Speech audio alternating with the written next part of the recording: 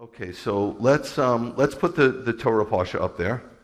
Let's put that first slide, Numbers 15 through 16. Bern, will you fold that and put that away for me, please, dear? Thank you. Appreciate it. So this is what Angel read so beautifully. For this community, that means this messianic community. Look, context is everything, right? What's happening? In chapter 10, verse 11, they're moving from Sinai. They've been at Sinai the whole time. And now they're moving on their way to Canaan, which is going to be called Israel. Okay? By the way, for you that think there was ever such a place as Palestine, you're as duped can be. There's no such place. Some of your Bibles that you read, it says the map of Palestine. When was anything called Palestine? Never. Never. So if there's no place named Palestine, they can't be a Palestinian. They're Arabs. They're cousins of Israelis. There's no Palestine. It was called in the first century, it was called Judea Provincia, or the province of Judah, by the Romans who took it over. 135 CE, they changed the name. The Romans changed the name to Syria Palestina because they wanted to wipe out anything Jewish. So the Judea they didn't even like. They knew the Philistines were their arch enemies, so they called it Syria Palestina. And that's where this group of people who fabricated, politically, it's a political fabricate, we're Palestinians. No such person. Sorry. Amen. And then you as a believer call it Palestine. That's really sad. Yes. That's really sad. Yikes. I mean, if the believers don't even know it, there's no hope for the world. Anyway, why don't we move on, okay? Some people are getting a little frazzled. I feel it, a little ruffled. For this community, this is the believing community.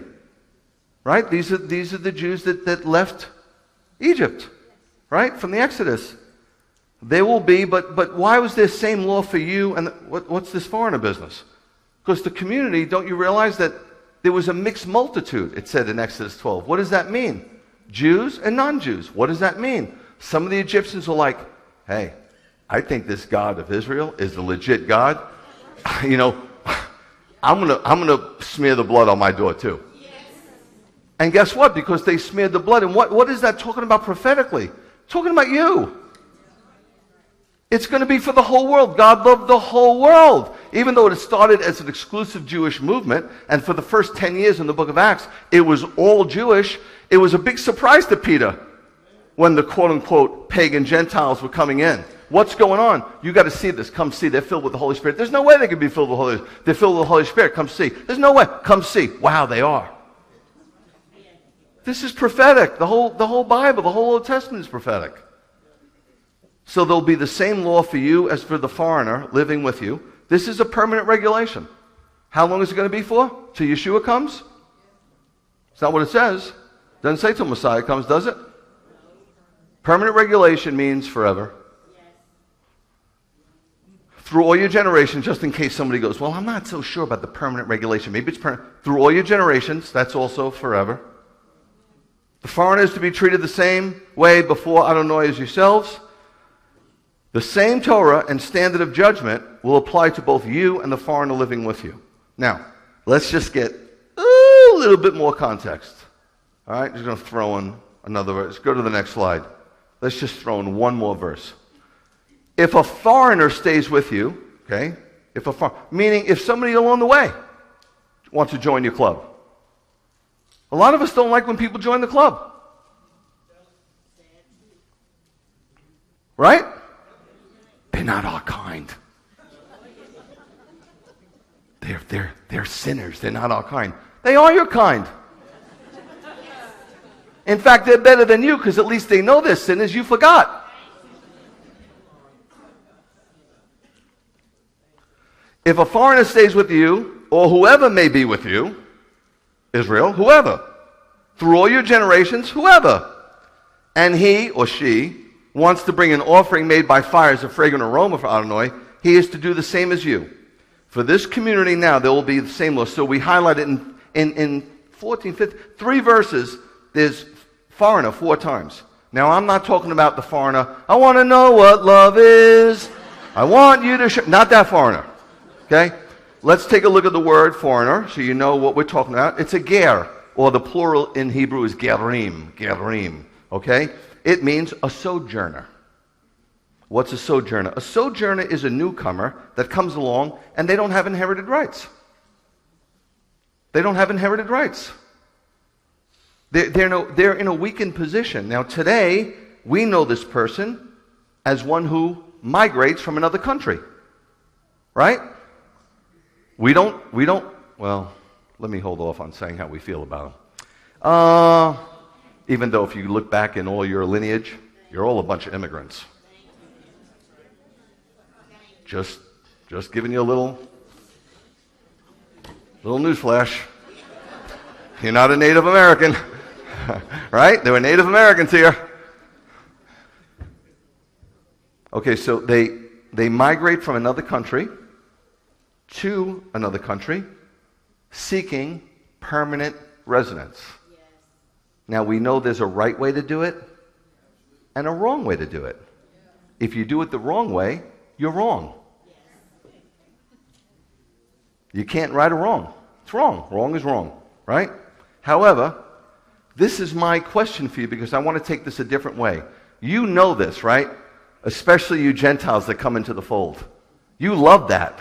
You love that verse. Man, you nail everybody with it. There's one law. You hear me? You better come under Torah. You're mean-spirited. It's mean. I don't like it. And it doesn't work here at Beth Yeshua. You know, we've knocked that right out of you. It doesn't work. But I want to approach it totally differently than the way you approach it. Okay? My take on this is that chapter 15 describes offerings that were to be brought by the children of Israel when they settled in the land.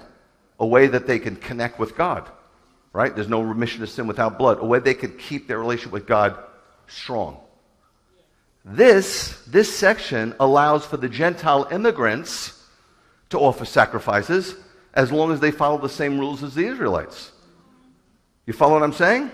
The same Torah, meaning there's a lot of blessing in that Torah. I'm just thinking about something, okay? Although they had to abide by the same law as the nationals, do you really think they were treated as equals? Think about it for the first time. Think about it, please, for the first time. Because you didn't think about this when you read. When you read it, you're like, hey, Mr. Christian, what are you doing with this Sunday stuff? What are you doing with this Easter stuff? What are you doing? There's one Torah, right? But my take is more God was saying, these poor Gentiles need a way in too. And I love them. I love them. So I'm going to bring them in and don't treat them like second-class citizens. There are some Messianic synagogues, I'm telling you, yes. They don't mean it, but yes, there's a little bit of like, oh, well, he's not biologically Jewish. You don't ever see me laud my Jewishness. And I'm legit. I say I'm just going to tell you flat out, I'm a 100% Jew. I'm not a Jewish wannabe. I'm not a guy that has one Jewish parent and wasn't raised in Judaism. I was raised in hardcore, straight up, all the way Judaism. Okay? I got a silver siddur hanging in my house for perfect attendance at synagogue. Straight up. And did you ever see in all the years you hear me lauding my Judaism over you, like saying like I'm better than you because I'm Jewish? Never. Was there ever a second-class citizen here? Never. Never, and there never will be. Because that's not the way the kingdom works. And I work tirelessly, not looking for your applause, not looking for a little letter. I could care less. I work tirelessly for the glory of God to make this a place that if Yeshua touched down, this is where he'd want to come and worship. I could just see as they were going through the wilderness, where do you think the Gentiles were in the mix? You think they were in the front of the line? Yeah, maybe. You think? You think they're like, brother? No, how's this? What if one of them, one of those Egyptians, was one of the taskmasters who beat the snot out of the Jewish people? And he decided to repent and put the blood on his door. Do you think they were like, come on, bud? No, you know why? Because human beings are human beings. This is good. I like this. I like this approach. Thank you, Lord. Thanks for showing us this. Vern, are there glasses in that little flat case?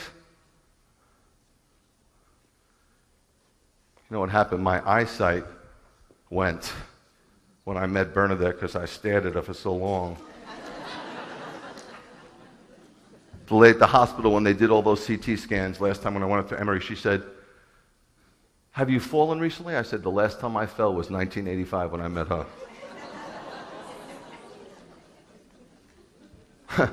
See, the lady's like, oh, the men are like, why didn't I think of that? They get angry, right? I should have came up with that one. That's a good one. Okay, chapter 19 in the book of Leviticus deals with laws for everyday life. They call them sundry laws. The people of Israel were to express their reverence to God by their respect for one another. Let me repeat that. Some of you love God, but you don't love people. Therefore, you don't love God. Rabbi, don't tell me I don't love God. Don't tell me that. I'm not telling you that. The Bible says, if you don't love what you do see, you don't love what you don't see. So don't, what are you going to refute the Bible? You can refute me, but you can't refute the Bible, especially as a Bible believer. Showing partiality in judgment was forbidden. You go home, read Leviticus 19. Slander against the neighbor was prohibited. Hatred of one's brother was forbidden. Vengeance or bearing grudges was prohibited. In other words, God wanted us to love each other.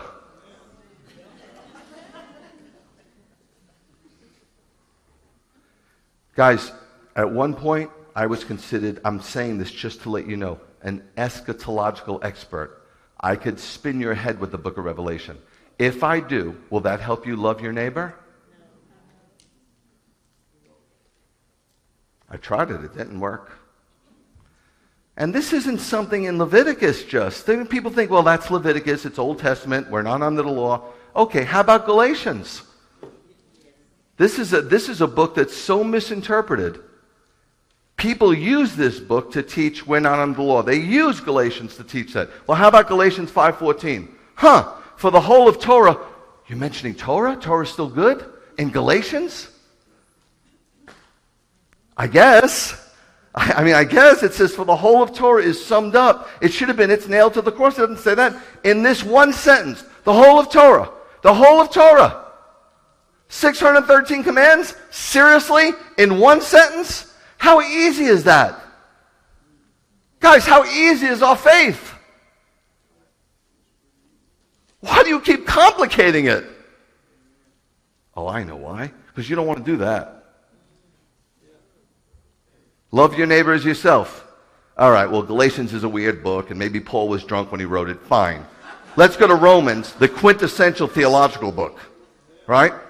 Paul was obviously not inebriated when he wrote this. For the commandments, don't commit adultery, don't murder, don't steal, don't covet, and any others. He could have went on and on, right? You know? Don't disrespect the gray-headed, take care of the handicapped, and go on and on and on. Don't glean to the corners of your property, on and on and on. Take care of the poor, the widow, and the orphan, on and on and on. And any others, which I just gave you, are summed up. Summed up? Again? It's too easy. Love your neighbor as yourself. In Galatians, Paul is saying that believers had a moral obligation to adhere to the standards of the law. And he says it's the summation of the law. Now here the apostle singles out certain commands that forbid acts of unlove against each other. Commands like adultery, murder, stealing, and coveting. You know why? Because love doesn't exploit another person's body. Immorality does. Love, let me repeat that. Love doesn't exploit another person's body. Immorality does. Love doesn't take another person's life. Murder does. Love doesn't steal another person's property. Theft does. Love doesn't entertain wrong desires for another person's personal possessions. Coveting does. This is the way believers are to treat each other, according to God's book. And then if you don't like Paul for some reason, some people have a problem with Paul. What about James 2:8? James, the author. People say, well, which James was it? Are you kidding me? The other James are they're so obscure.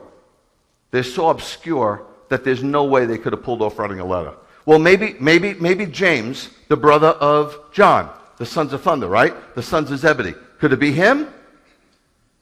It's one of two people. It's either Yeshua's half brother, right? We know this from Matthew. He had brothers and sisters. Yes.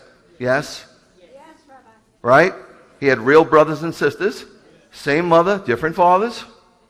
So it's either his half brother or it's James, right? So how do we know? We know very easily because this was written in 45 and James, the brother of John, was beheaded in 44. Hard to write when you have no head. So see, there's ways to figure this stuff out. You don't have to be in the dark. You don't have to guess.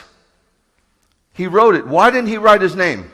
Why didn't he say, this is from Yaakov, the brother of Yeshua? Because he's not like a lot of us. He's humble. He didn't need anybody to know that he was, because, like he could have said, hey, look, I grew up with him. We played kick the can together. Went to the same school. Trust me, I know him pretty good. So if I tell you something, you better listen. No, he wouldn't lord that over. We do that. Oh, I know so-and-so. Oh, yeah, I know that guy. Yeah. If you truly attain the goal of kingdom Torah, he calls it kingdom Torah. Some of your versions will call it the royal law. Same thing. Kingdom, royal of the king.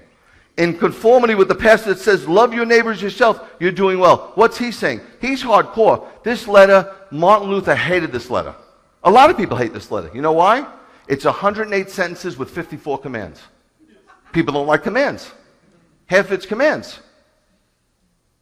Tame your tongue. Love one another. Don't discriminate. Nobody likes it. Grace. Grace. I don't have to do anything. Saved by grace. Yeah, you're saved by grace, but you're sanctified by truth. Got to move on. But listen to what he's saying. He's saying, you know what? If you love your neighbor, you're doing pretty good. He's saying, you're doing it. Come on, it's all over the Bible, guys. I know it sounds like I'm giving a lesson to a bunch of 5-year-olds, but 5-year-olds get it. 5-year-olds know how to forgive. 5-year-olds even know how to forget.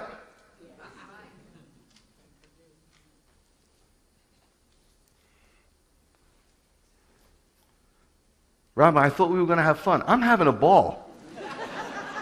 I don't know about you.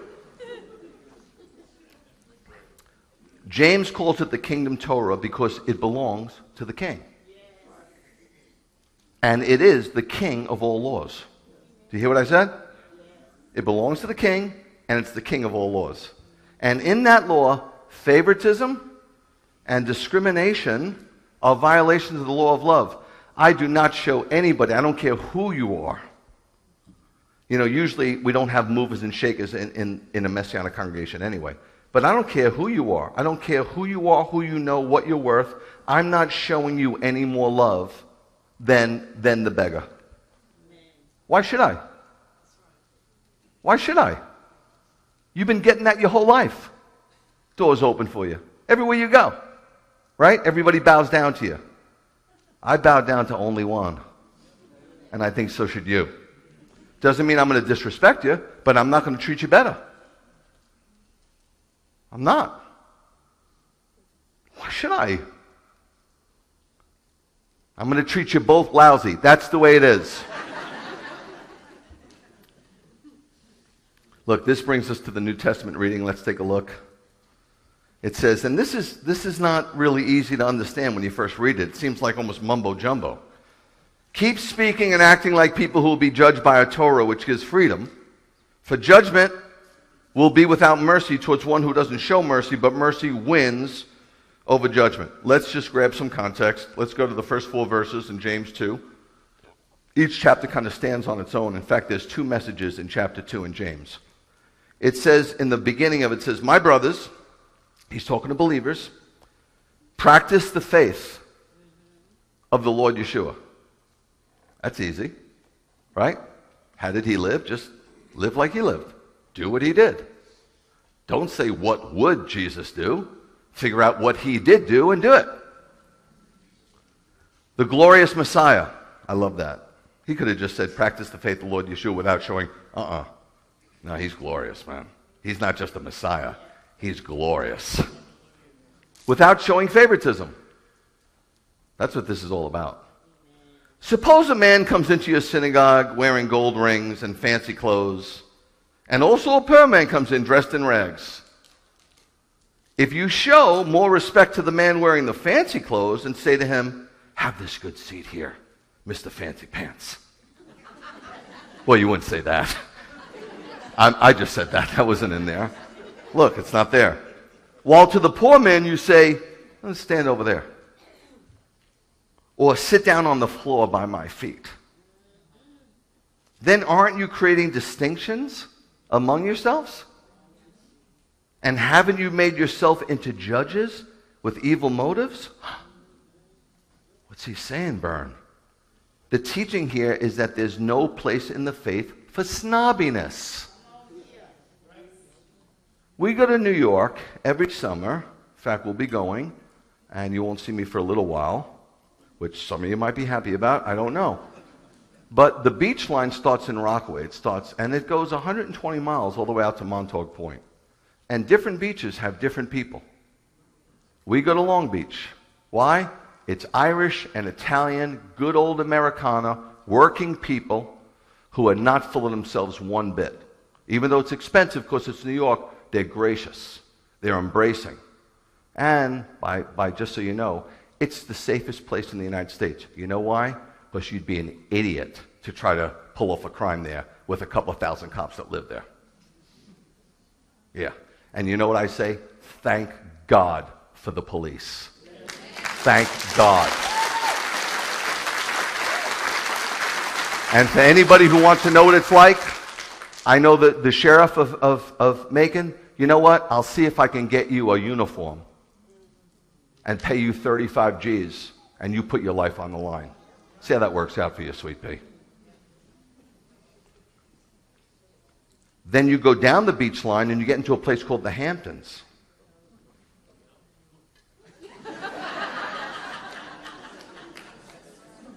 Multi-millionaires. And you know what? I got to be honest with you. Some rich people act humble, but I think deep down inside they're like,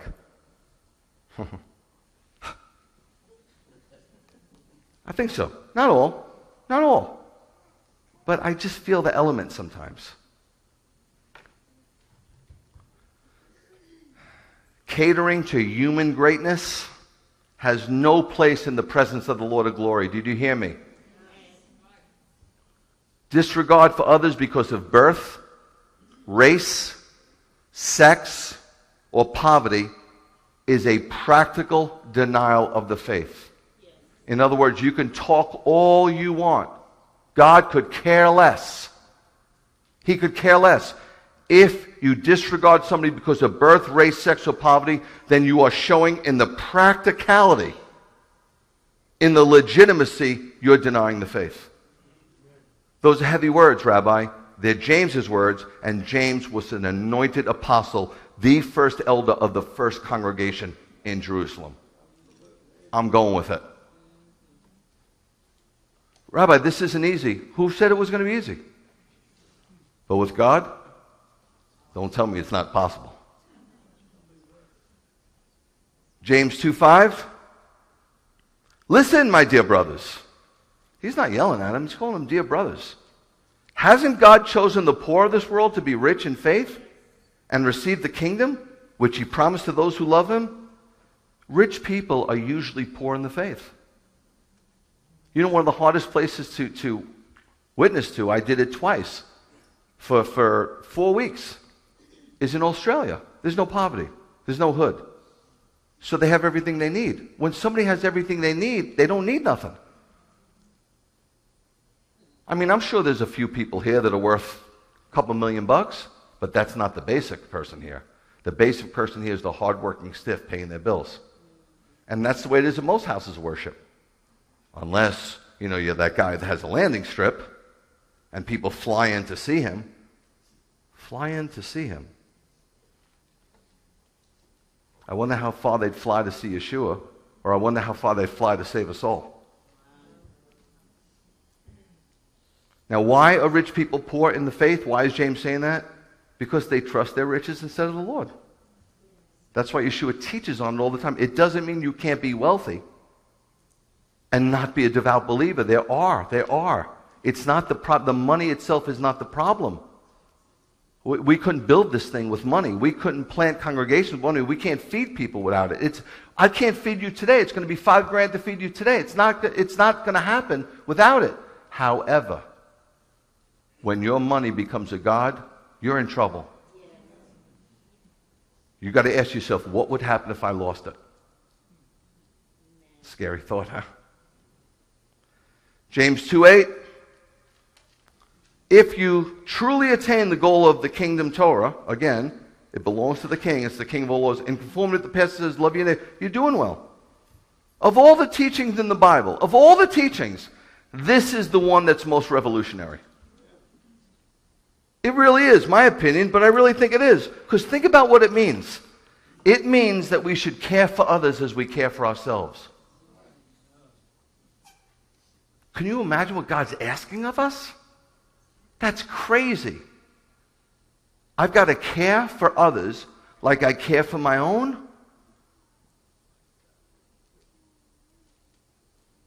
We should be willing to share our material possessions with those who are not as privileged as we are. I just watched the movie the other night about the drought in Malawi during 2005, where they were starving. And then the flood came. They were starving to death. And the government, let me tell you something. I've been to Africa. I don't know how many times you've been there, but I've been there a few times. You want to talk about corruption from the government? I will take you to Nairobi. I will show you the biggest slum in the world, and I'll show you 1 mile away from that slum. They could smell it, and they're driving around in Mercedes-Benz. They could care less about their own. And so could we. Government is corrupt, whether it's Africa or America. Yes. The only difference in Africa, they're not smart enough to do it professionally.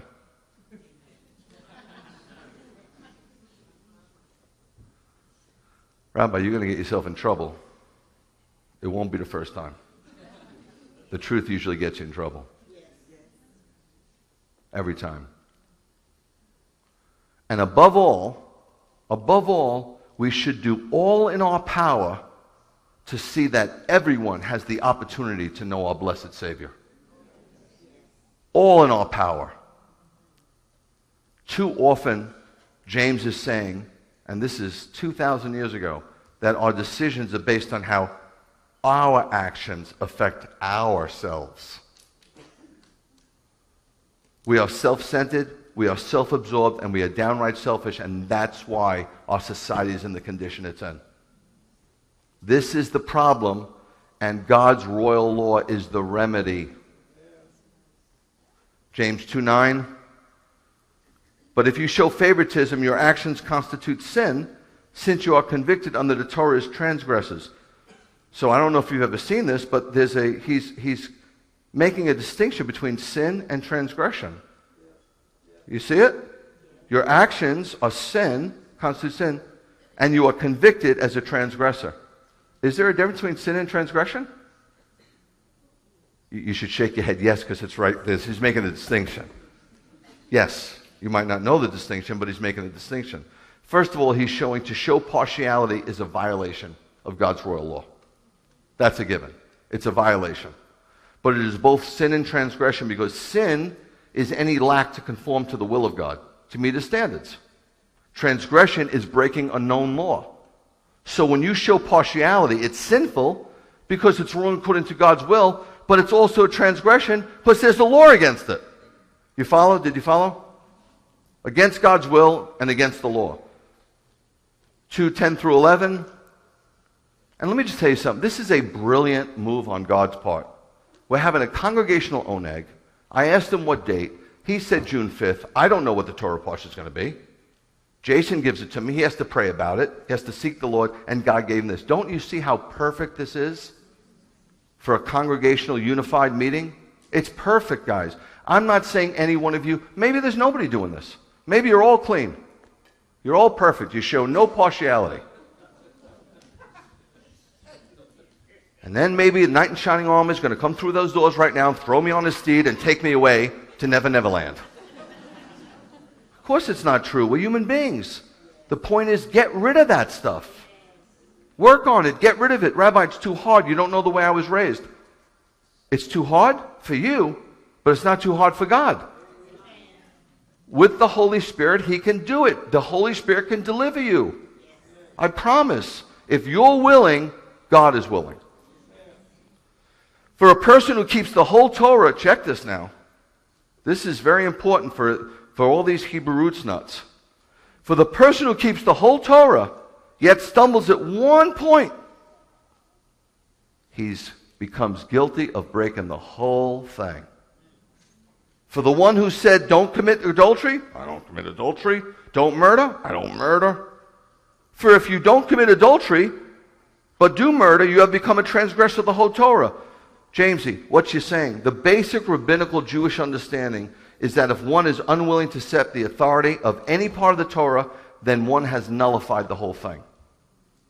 Meaning, let's say you are true to your wife, and you pay your taxes, honestly, not inflate your expenses, not buy something and say you're using it for your business when you're not, you're cheating. Just know that. Well, everybody does it, okay. So everybody's cheating, right? 2 wrongs, how's math? 1 wrong plus 1 wrong equals what? 2 wrongs, right? So if you're doing all those things, but you show partiality, you violated the whole Torah. God is, man, He's brilliant. I mean, brilliant. I've never seen anything like it. Look at James 2:12. Keep speaking and acting like people who will be judged by the Torah, which gives freedom. True freedom, what's he talking about? We're free. You see in the Bible, I'm free. Free from what? Free from the enemy. Free from his lies. Free from him taking you down a primrose path, only to hear at the end of your life, I don't know you. That's the most horrible thing to hear. When you thought you were in, you thought you were doing it. And Matthew 7 pops up and he goes, I don't know you. I don't know you. What does that mean? Does it mean he doesn't know? He's saying, you don't know me because the way you conducted yourself, you don't know me. So therefore, we don't know each other. Sorry. Can't marry you. True freedom is freedom to obey God and do what pleases Him. That's freedom. That's what makes a person free. Not visiting your kids on the weekend. That's what makes a person free. A river finds freedom to flow only between banks. If there are no banks, it would spread out into a slimy, stagnant pool. We want the rivers of living water to freely flow in this freedom that we have, but we need the banks of the Torah so that our river can flow. The banks don't hold it back. It's not a dam. It creates power and boundary, and it's protecting. It protects the river. So again, James says, avoid partiality. James 2:13, we're almost home. For judgment will be without mercy towards one who doesn't show mercy. But mercy wins over judgment. Even though the Torah gives freedom, the Torah still sets up standards by which God wants us to live by. If we don't show mercy to others, then we're not walking in fellowship with God. And we're going to have to suffer the consequences for it. We will. Look at this word mercy. It's absolutely stunning. Elios in the Greek, because we're reading the New Testament. What's it in the Hebrew? Racham, and there's a root word for it. It's the same thing. It means basically compassion. Here in the Greek, it's a little bit more elaborate. It's kindness or goodwill towards the miserable and the afflicted, joined, so it's not just, oh, look at that poor guy. A desire to help. Look at that poor guy. Oh, that poor guy. What a miserable state. So pitiful. That's it? He knows that. Now, what does miserable mean? Because we throw that word around. It means compassion for the wretchedly poor and the needy, which is what we're all about. Guys, I'm going to tell you something. Some of you think you're poor. You really need to go some places. When I'm watching this movie about Malawi, I was there. Mud huts. People starving. There's no party. There's no oneg. There's nothing to do. There's no school. No nothing to do. Just in this village, nothing. Nothing going on. Now, you know how you have plans? You guys have plans? A million plans. A million plans this summer. No plans. Nothing. You drove here, you're filthy rich.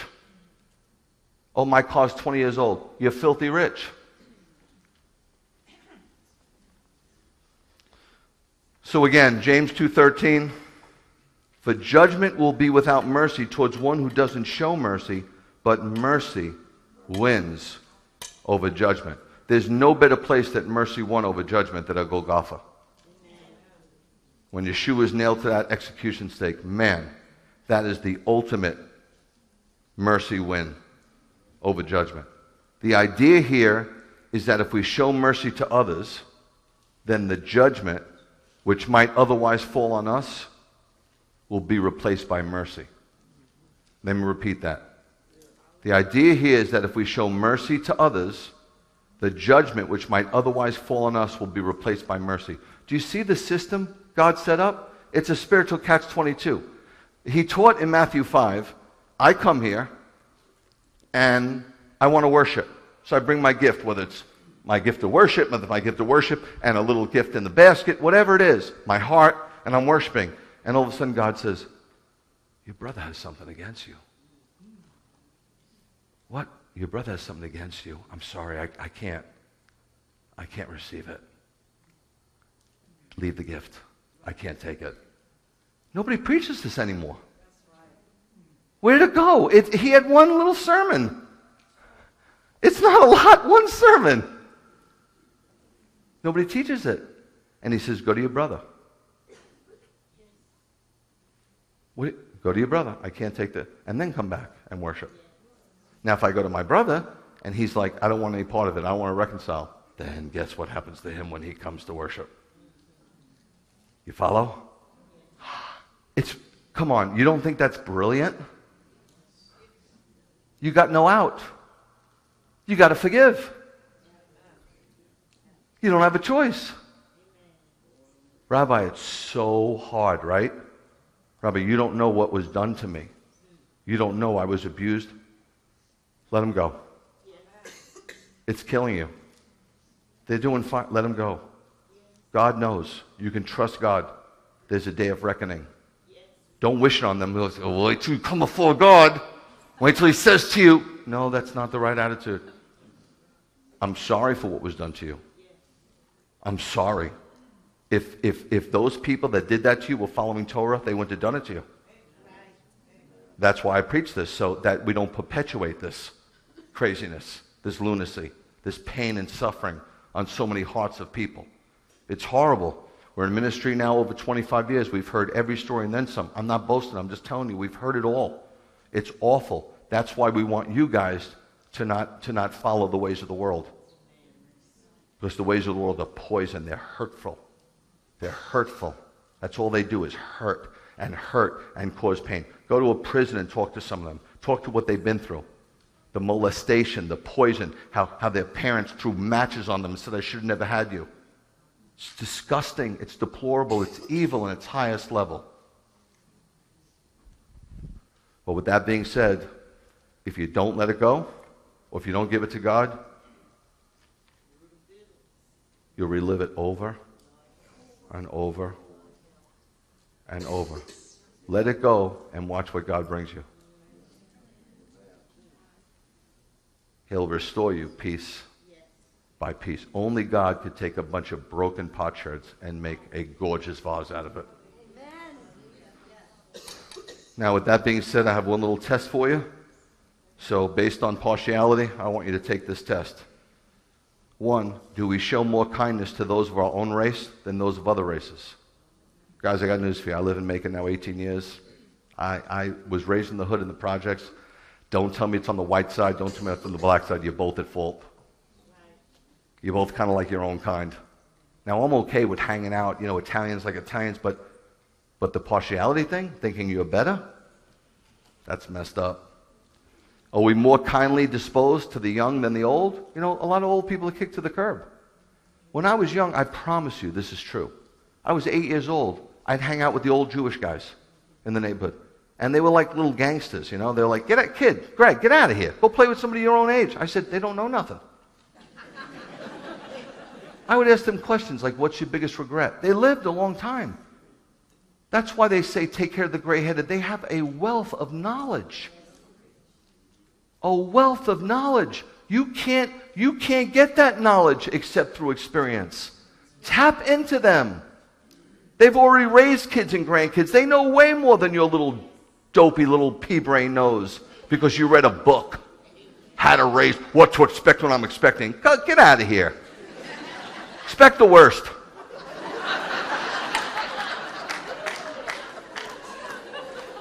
Oh, I can't wait to go to the mall and take a picture with the baby, Yeah, okay. That's the way it's going to be 365. Good luck. You know what you're doing. Are we more outgoing to good-looking people than to those considered plain? Some people gravitate that way. I see it all the time. I go the other way. I'm like, I'll slam a door in your face because you're so used to having them open. Who do you think you are? Why? Because you were black? You had nothing to do with it. Are we more anxious to befriend prominent people than those comparatively unknown?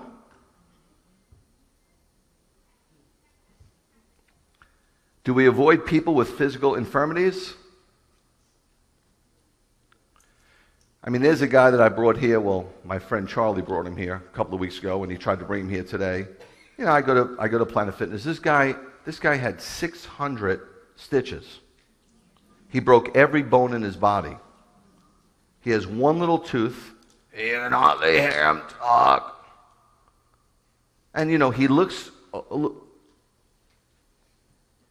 not like, he's been through it. He's in a 2-year coma. I beelined right to him. This is what I said. He's this walker, and he's walking, and I go, hey, buddy, slow down. That's how I started the conversation with him. He laughed, thank God, a little tooth shook, and we talk all the time now. People won't talk to him. They don't know what to say. How about hello?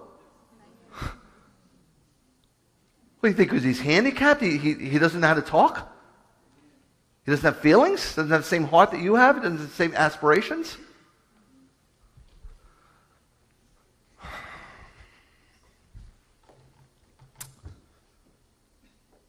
Those are the people that need it most, man. Do we favor the rich over the poor? I've got rich friends. I got poor friends. They're my friends. Last but not least, do we give the cold shoulder to foreigners?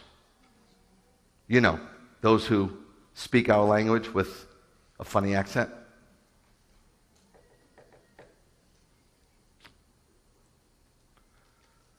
Some of those people are salt of the earth, man. They got their citizenship the right way, and they are proud to live in America. Sometimes prouder than some Americans today. As we answer these questions, let us always remember that the way we treat the least lovable believer is the way we're treating Yeshua. It's something you should never forget.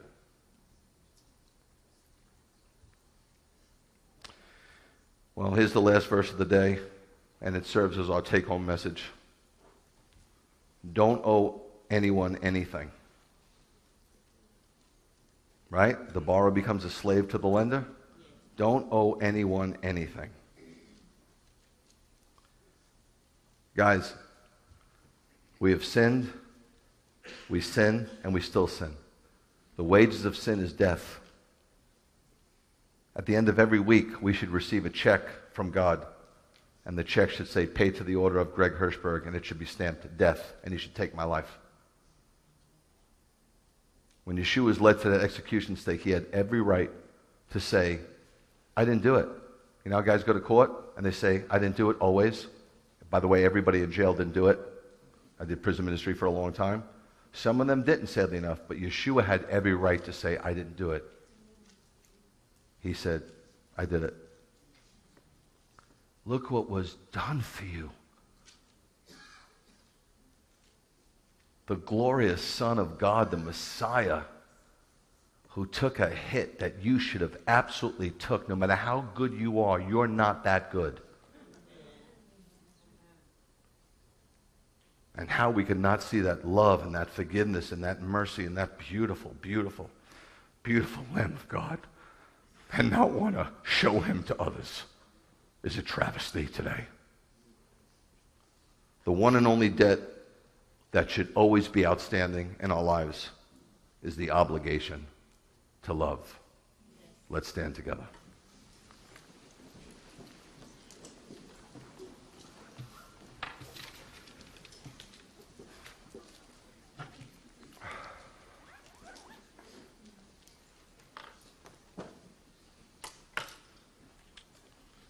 Perfect. Thank you, Lord. Why don't you grab the hand of somebody next to you?